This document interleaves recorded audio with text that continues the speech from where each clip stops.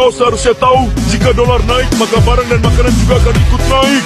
Sekarang harga nasi padang sudah naik, warteg naik, tahu tempe naik, dan mie instan, dan nasi goreng, dan oli, dan...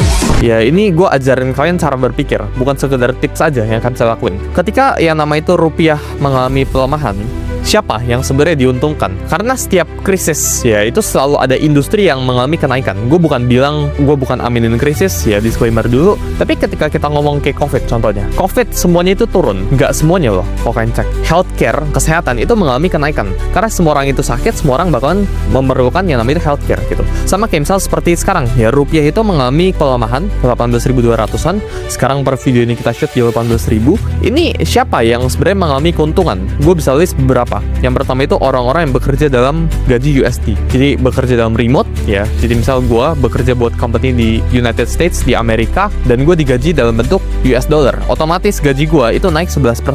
Nah ini otomatis ya gue diuntungkan gitu kan.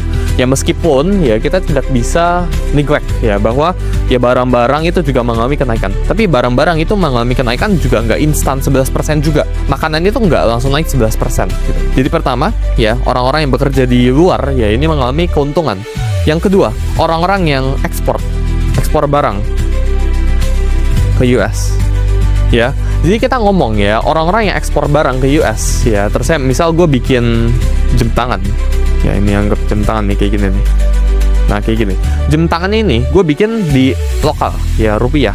Tapi gue jual ke Amerika, otomatis gue bakalan dapat bayaran USD. Tapi kan gue bikin di sini, gue bikin di lokal ini, pakai pabrik di lokal sebelah sini, ini bikinnya lewat rupiah alias IDR.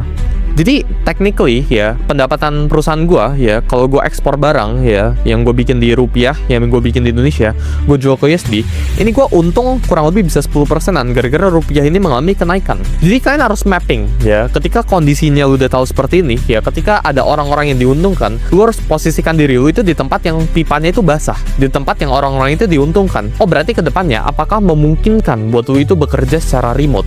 Apakah memungkinkan buat lu misal lu ekspor impor ya, lu jual barang lu ke luar. Jadi selalu ada pihak yang diuntungkan ketika krisis-krisis seperti ini itu terjadi. Selanjutnya yang ketiga ya, sebenarnya ada juga pihak-pihak yang berinvestasi di US stocks, saham Amerika.